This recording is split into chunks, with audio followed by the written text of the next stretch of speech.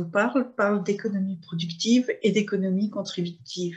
Ce n'est pas un énième livre sur le monde qui change et voilà tout ce qu'il faudrait faire pour faire face au changement.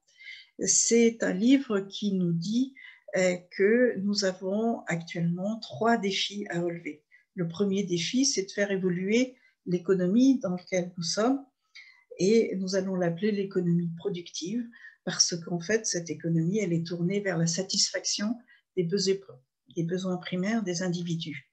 Mais une autre forme d'économie doit se développer, que nous allons appeler l'économie contributive, et qui est celle qui consiste à développer le bien commun, parce que c'est avec un bien commun de très haut niveau socio-culturel que nous allons développer un des ingrédients majeurs de notre compétitivité, et qui est le savoir et les talents. Et donc, le troisième défi que nous allons avoir à relever au début du XXIe siècle, eh bien, c'est comment faire évoluer nos institutions et les outils de gouvernance. Alors, nous avons choisi de travailler cette question en la traitant sous un angle de futurologie cybernéticienne. La futurologie cybernéticienne, c'est la discipline qui s'intéresse au long terme, 30 ans, 60 ans, 90 ans et 120 ans. Et elle est basée sur un mécanisme que vous utilisez tous les jours sans le savoir. Lorsque vous prenez une décision, vous utilisez 2 référentiels. Votre passé immédiat, sur lequel vous avez un peu de libre arbitre, et votre passé profond, que vous avez hérité de votre lignée. Eh bien, c'est ce passé profond qui a le plus de poids dans votre prise de décision. C'est ce qu'on appelle la résistance au changement. Eh bien, à titre collectif, le phénomène est amplifié. Donc, en futurologie, pour comprendre comment va évoluer une situation, nous nous intéressons aux composantes qui ont forgé cette situation et la dynamique de ces composantes. Est-ce qu'elles sont en accélération, en amplification, ou au contraire, est-ce qu'elles sont en régression ou en train de ralentir? Et ensuite, nous allons regarder comment cette dynamique va aller à la rencontre de ce que les scientifiques sont capables de nous dire dans leur discipline, en matière de climat, en matière d'économie, de sociologie, d'anthropologie, d'archéologie, de climatologie ou de géologie, etc., etc. Autrement dit, en futurologie cybernéticienne, pour regarder loin, il faut regarder loin en avant d'aller regarder loin devant.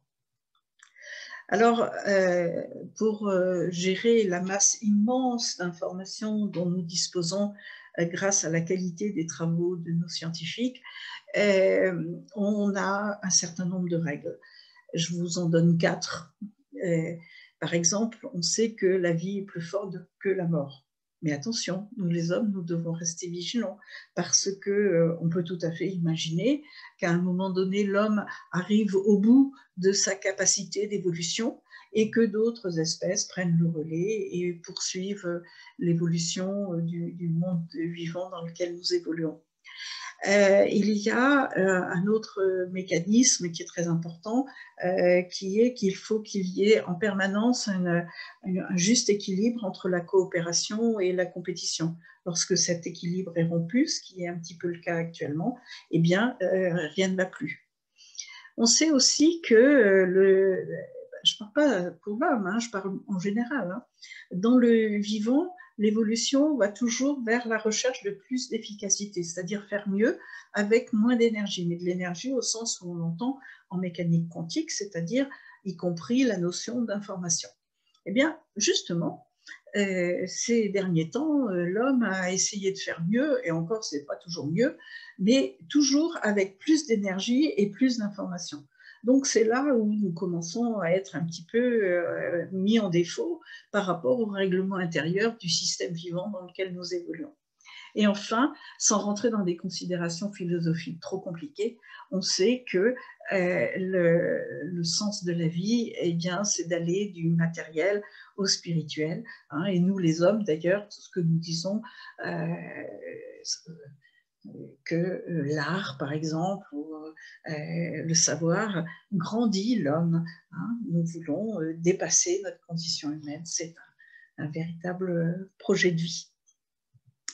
Alors, compte tenu de la question que nous avons à traiter, ce qui est intéressant à évoquer, c'est la façon dont le pouvoir, tel qu'il est connu aujourd'hui, s'est fabriqué. Hein. Et aussi longtemps qu'on arrive à le savoir, le pouvoir, il a commencé à être donné aux religieux, hein, ceux qui avaient comme mission de faire l'intermédiaire entre les hommes et les forces supérieures. Mais avec la sédentarisation, une partie importante du pouvoir, voire même très importante, est passée sur les têtes couronnées, parce que l'objectif, c'était de protéger la terre et les gens qui valorisent cette terre, voire même d'étendre le territoire. Et puis, le progrès a toujours fasciné, et ces derniers temps, le progrès est devenu quelque chose de tout à fait important, et le pouvoir de l'ingénieur est toujours vivant dans nos mécanismes de pouvoir. Mais évidemment, un ingénieur qui n'aurait pas de moyens, il ne serait pas très efficace. Hein, et qui lui donne des moyens, eh bien c'est la finance. Donc forcément, la finance s'est mise à prendre un poids considérable, peut-être même exagéré. Et là, aujourd'hui, nous abordons une période nouvelle où l'homme découvre véritablement la notion de réseau. Cette notion est omniprésente dans la nature, mais ce n'est qu'à la fin du XXe siècle que l'homme a commencé à être capable de la modéliser, donc la gérer, et donc il n'en a plus peur. Et bien au contraire, il est en train de comprendre l'importance des organisations que nous appelons les organisations organiques. Et c'est comme ça que nous abandonnons les structures hiérarchiques pour aller vers des organisations organiques. Alors, pour le moment, ce que l'on peut dire, c'est que l'économie s'est développée autour des produits agricoles. Hein, les hommes vendaient de quoi manger, mais aussi de quoi se nourrir, se vêtir, et tout ça était fabriqué avec ce que nous trouvions dans la nature. Et pour que ça se passe bien, nous avons développé la monnaie, et autour de la monnaie, nous avons développé de la confiance. Et ce mécanisme de monnaie, qui ne sont guère que des jetons en fait, hein, enrobés de sa valeur confiance, nous avons réussi à faire énormément de progrès, de progrès technologiques, mais aussi de progrès socio-économiques. Et puis récemment, donc depuis ces deux derniers siècles, nous sommes mis à développer de plus en plus de biens manufacturiers. Et ces biens manufacturiers, ils ne suivent pas du tout les mêmes règles que les produits que nous fabriquions avant. Avant, en particulier, l'économie a été designée pour l'agriculture. Hein. En agriculture, si vous travaillez bien, vous aurez des meilleures carottes que celui qui ne travaille pas bien son potager. Par contre, vous n'aurez pas beaucoup plus de carottes que lui, parce que ce qui fait la différence, c'est la qualité de la terre et la météo. Eh bien, dans les produits manufacturés, ce n'est pas du tout la même chose. Si vous avez besoin de plus de matières premières, on retourne plus la terre et puis on récupère plus de matières premières. Et donc, l'économie aurait dû davantage évoluer. Et ça n'a pas été tout à fait le cas. Et là, maintenant, nous arrivons dans les biens immatériels. Évidemment, ça devient beaucoup plus compliqué parce qu'il n'y a pas de limite, ou en tous les cas, on n'en connaît pas pour le moment. Hein. Et donc, on voit bien qu'il va falloir faire évoluer nos logiques économiques. Néanmoins, on a inventé quelque chose qui est destiné à nous rendre plus efficaces, c'est le numérique. Seulement, il nous rend plus efficaces pour ce que nous faisons de bien, donc ça c'est plutôt une bonne chose, mais il nous rend plus efficaces pour faire des bêtises, et ça c'est franchement fâcheux. Or, comme on l'a vu tout à l'heure, eh ben, quand on fait des plus grosses bêtises, elles se voient plus, hein, et c'est là où apparaît la colère de Gaïa. Hein. Nous, les humains, nous marchons sur la Terre, mais nous vivons à l'intérieur de Gaïa, à l'intérieur du système vivant qui est le nôtre, et on en est totalement dépendant. Donc, il vaudrait mieux respecter un peu plus sérieusement le règlement intérieur. Alors, pour le moment, le système que nous avons, il a fabriqué des géants, avec en plus une tension entre ceux qui détiennent la planche à billets et ceux qui détiennent les forces productives. Et ces géants, eh bien, on peut dire, sans sortir de boule de cristal que vraisemblablement ils vont devoir disparaître. Dans la nature, les géants ont disparu parce que soit ils ont mangé plus que ce que la nature pouvait produire, donc ils se sont finalement affamés eux-mêmes, donc ça a été des morts lentes, ou des transformations longues et douloureuses, hein, c'est comme ça que certains dinosaures sont devenus des oiseaux. Mais il y a plus gênant, c'est qu'un grand cataclysme peut survenir et il s'écroule. Et si notre système de vie est très dépendant de ces géants, évidemment, on va le payer très très cher. Donc, vaudrait mieux pas attendre qu'ils disparaissent par un processus ou par un autre. Il vaudrait mieux aller vers des organisations qui conviennent mieux. Hein. Je vous rappelle que les petites fourmis, qui, elles, sont dans un mode totalement organique, elles existaient avant les dinosaures, elles existent encore aujourd'hui. Donc, on peut en tirer un enseignement. Alors, on a réfléchi à tout ça, et effectivement, on s'est dit que l'économie circulaire était une bonne réponse. Alors, effectivement, je ne parle pas de l'économie circulaire qui recycle les déchets, bien que ce soit un très bon début. Je parle de l'économie circulaire, la vraie, qui fait la promesse de produire la juste quantité au bon moment pour les bonnes cibles et au bon endroit. Et qui essaye de tenir sa promesse en étant aussi économe que possible en ressources extractives, en énergie, en ressources extractives et en ressources humaines, du moins pour les tâches qui sont dégradantes et dangereuses. Alors ça, on sait le faire dès à présent avec des robots et des smart data. Mais en économie circulaire, les entreprises ne sont pas circulaires sur elles-mêmes, elles sont circulaires les unes par rapport aux autres. Et donc, il faut que cette circularité soit organisée. Alors, on a un petit début d'organisation puisqu'on se dirige vers la notion d'entreprise à mission. Mais l'entreprise à mission, ça n'organise toujours pas l'économie circulaire. Donc, il va falloir que nous imaginions les institutions qui sont capables de faire fonctionner cette approche. Et à travers cet exemple, nous voyons bien que nous allons avoir une vraie réflexion sur l'évolution de nos institutions, celles qui peuvent rester, celles qui doivent évoluer et celles qui doivent être créées en remplacement de ce dont nous n'avons plus besoin et ce dont nous avons besoin à présent. Mais il y a un autre aspect qui nous met beaucoup plus la pression. Hein. Nous savons que la robotisation grignote en priorité les tâches qui sont historiquement dévolues aux classes moyennes. Et le fait de voir disparaître les ressources,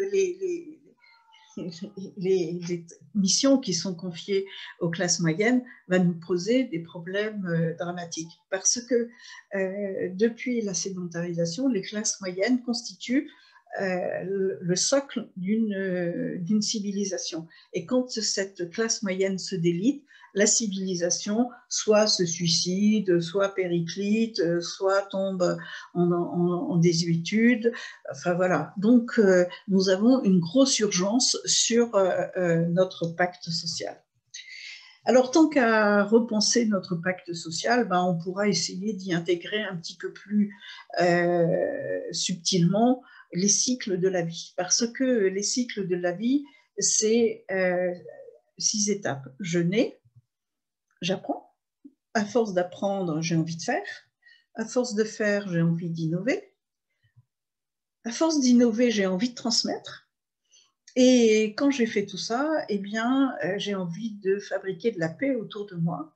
Et ça tombe plutôt bien parce que les petits-enfants qui arrivent, ils vont avoir besoin de paix, de sérénité pour gagner en confiance en soi, et également une espèce de transmission très particulière que seuls les grands-parents savent faire, qui est ce que l'on appelle la révélation de l'ADN.